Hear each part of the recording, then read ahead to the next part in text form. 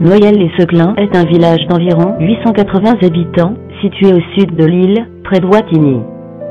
Les origines du village se situent en bordure de sa frontière avec Seclins.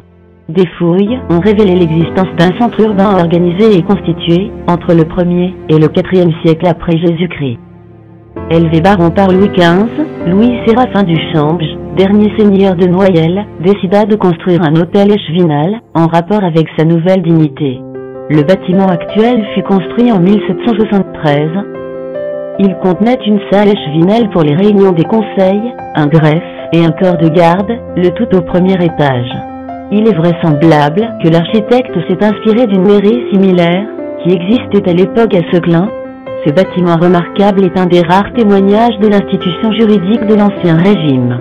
Il est le plus petit de 8 derniers édifices communaux d'avant la Révolution française, encore debout. Désormais, l'hôtel échevinal, récemment classé, est le petit musée de Noyelles-les-Seclins, qui abrite tous les objets se rapportant à l'histoire de la commune.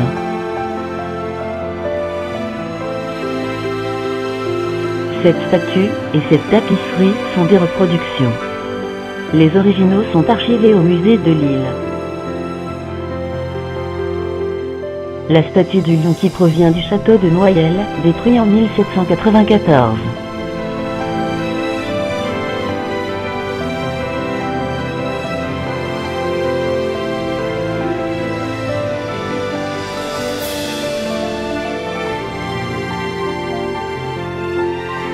Ce plan datant de 1784 spécifie l'emplacement du château.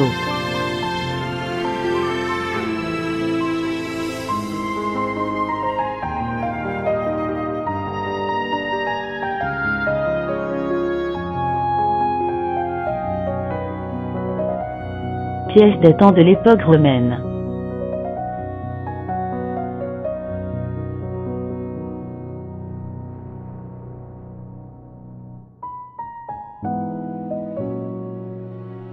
Le blason du village porte les armoiries de la famille du Champs, qui eut pour berceau la ville de Tournai.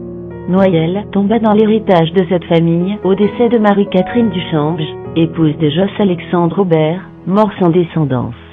La branche des Duchamps de Liessard portait d'argent au chevron de gueule, couleur rouge, accompagné en chef de 2 merlettes de sable, couleur noire, et en pointe d'un trèfle de sinople, couleur verte.